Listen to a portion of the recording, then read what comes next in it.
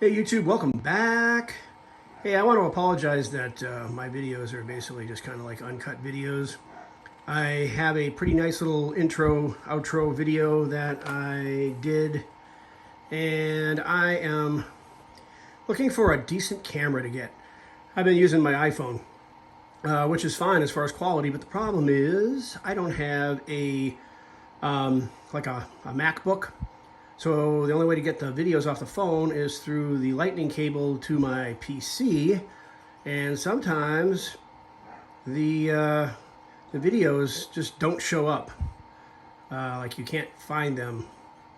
So the bottom line is trying to extract these videos onto a computer so I can do my Pinnacle Studio editing and make it look all fancy schmancy has kind of been hard to do. So I apologize for the straightforward, kind of boring presentation. So anyway, hopefully I'll make up for it with the content, but I'm working on it. In the past, I had a really nice Sony camera back when I was doing a lot of boa breeding from say 2007 to like 2014. So, but that camera's kind of old. Anyway, this right here is Miss Roxanne. She's the 17 Bloody Salmon. She is definitely gravid. I wonder if she's just feeling uncomfortable at times because she'll lift herself like this onto the water bowl. She'll go into tight coils on the cool side. She'll go into tight coils on the warm side. She'll stretch out. She's just kind of all over the place. Had a humongous ovulation. Had her post-op shed, and she's due for babies right around May 7th.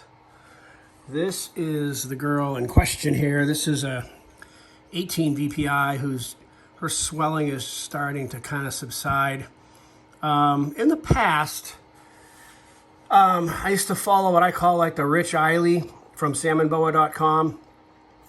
When I was first kind of getting into boas in like around 2001 or so, I watched his video since he was pretty successful at breeding boas, and what he would do is he would feed feed the girls real heavy all year leading up to breeding, and then make sure that they digested their last meal before he would cool them off. And then between November 1st and May or so, when they have their babies, there's no food at all.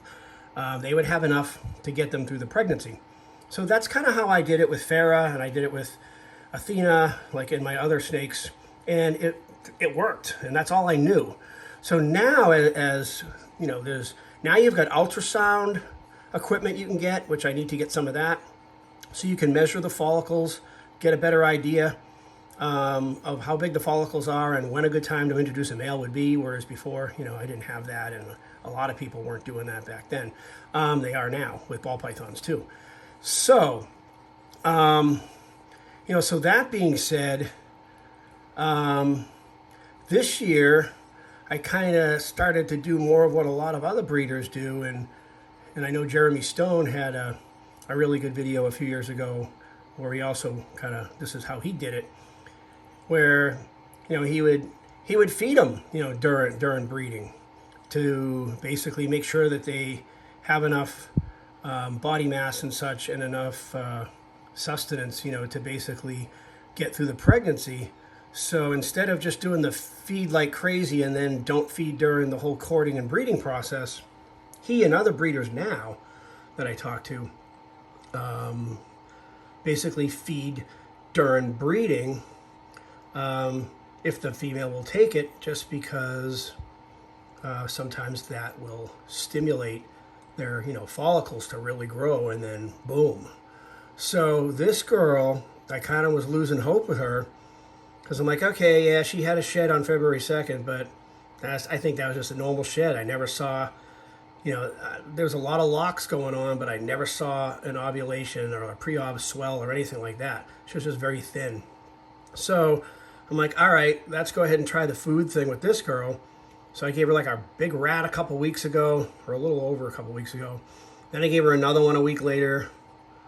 And then recently, all of a sudden, on Monday, she was swelling up like crazy. So I'm like, okay, that pretty much proves the fact that, if you're not going to feed heavy in the off season, so to speak, feeding them obviously while they're breeding is a good idea. Otherwise, they're not going to have any, they're going to be emaciated, and they're just probably not going to feel like their system's going to be like, no, I don't think I can do a 125-day gestation with these live babies, and they'll just reabsorb their follicles and just move on. So it's like I'm kind of learning all over again. And obviously not having the ultrasound kind of sucks, but I'm definitely looking into getting one, because if I had an ultrasound, I could totally ultrasound her now to see what she looks like.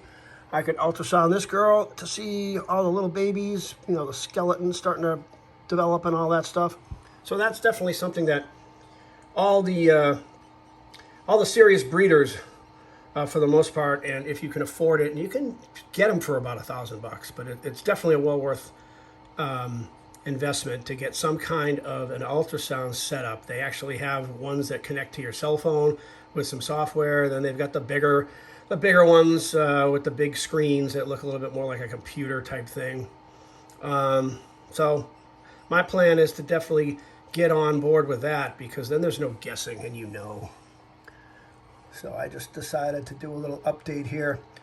But yeah, I kind of got out of Boas in 2014.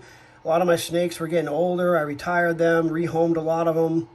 I moved to a state that wasn't really, snake friendly, and just kind of needed a break. A lot of the pressure with all the restrictions and such, and then USARK was able to, basically squelch that.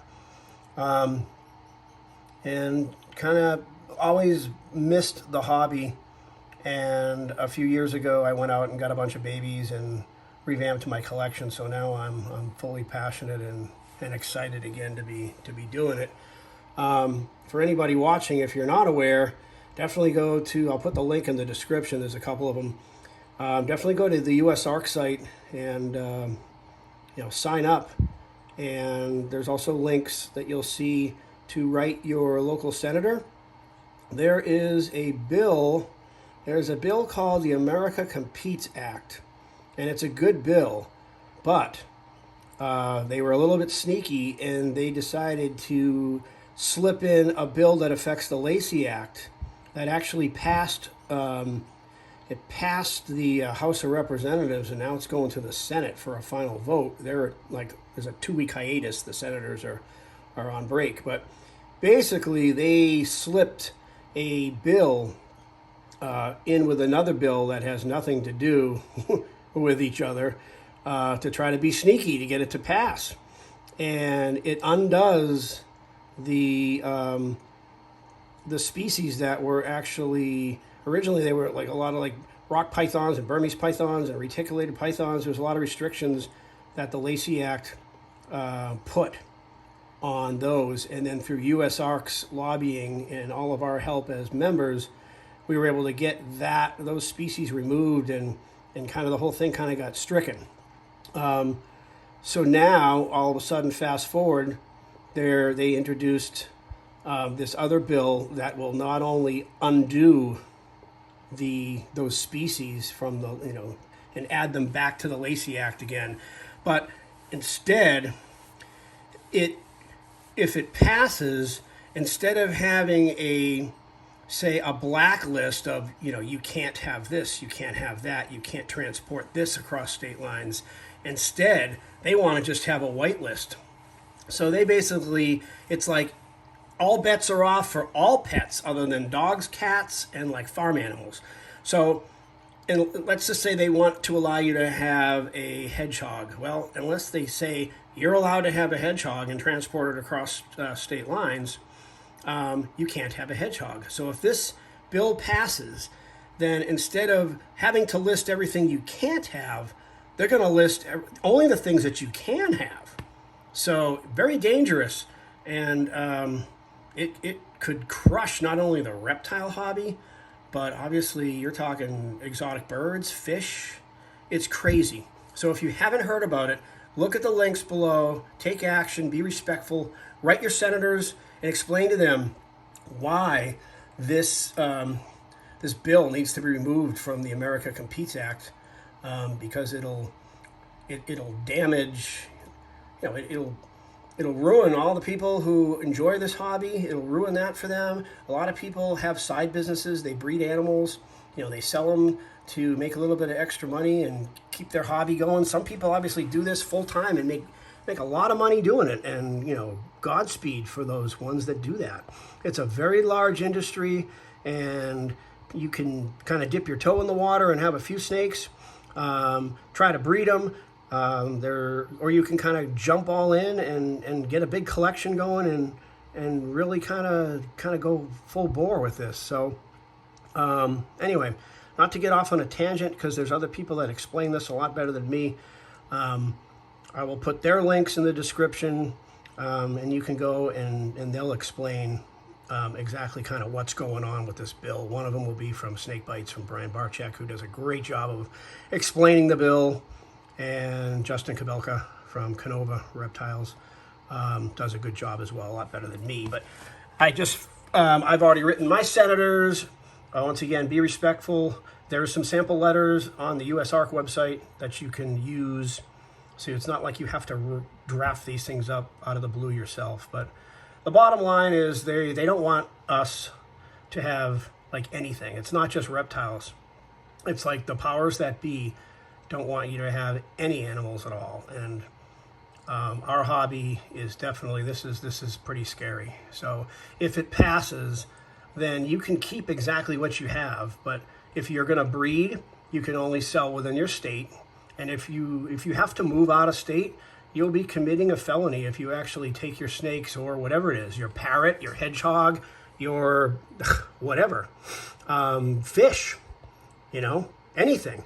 If you cross state lines with those animals, you will be committing a felony, which is crazy.